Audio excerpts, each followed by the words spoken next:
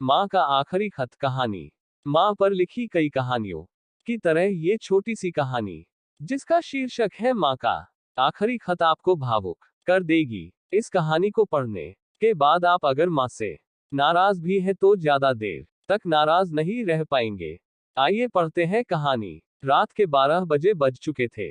माँ कभी दरवाजे की तरफ देखती तो कभी एक नजर घड़ी के तरफ। माँ की आंखों में और चेहरे पर चिंता साफ नजर आ रही थी।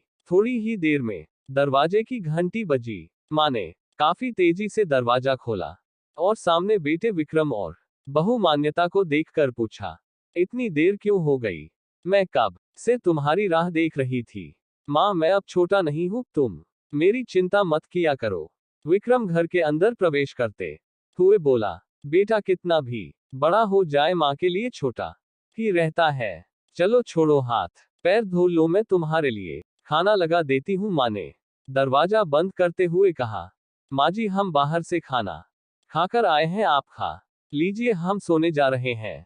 बहू मान्यता ने कहा, लेकिन मैंने तो तुम लोगों की पसंद की खीर बनाई है, आओ थोड़ी थोड़ी खा लो। माँ, तुझे एक बार में समझ में नहीं आता क्या? तेरी बहू ने कहा ना, हम बाहर से खाना खाकर आए हैं, क्यों परेशान करती है? जा तू खीर खा ले और सो जा, और हमें भी से शांति से सोने दे। माँ अकेले कैसे खीर खा सकती थी, और उससे बिना खाए नींद कैसे आ सकती थी, क्योंकि बेटे के इंतजार में उसने भी कुछ नहीं खाया था। वह किचन में गई, एक गिलास पानी पिया और अपने रूम में चली गई। सुबह 10 बजे विक्रम की आंखें खुली। बाजू में मान्यता अभी भी सो रही थी।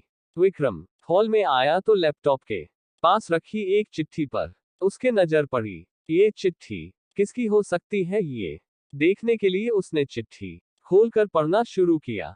मेरे लाल, तू सोच रहा होगा कि एक ही घर में रहते हुए ये चिट्ठी क्यों? मैं तुम्हें बोलकर भी ये बात बता सकती थी। हाँ, बता सकती थी अगर तू मेरी बातें सुनना चाहता तो। किसी एक्सप्रेस गाड़ी की तरह तू आता है और कुछ ही पलों में निकल जाता है। खैर वो सब जाने दो, कल तुम्हारा जन्मदिन था इसलिए मैंने खीर बनाई थी। सोचा कम से कम आज के दिन साथ में बैठकर खाना खाएंगे। मगर मैं ये बात बोल गई थी कि मेरा बेटा बड़ा हो चुका है तो अपने दोस्तों के साथ पार्टी करके खाना खाकर आया। चलो, मुझे इस बात की खुशी ही हुई।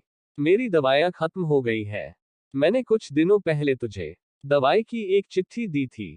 अगर वक्त मिले तो वह दवाई मुझे लाकर देना, मुझे थोड़ी राहत हो जाएगी। विक्रम को याद आया कि 4-5 दिन पहले माँ ने एक दवाई की चिट्ठी दी थी। उसने अपने ऑफिस के बैग में जाकर उस चिट्ठी को तलाशा और उसे खोलकर देखा।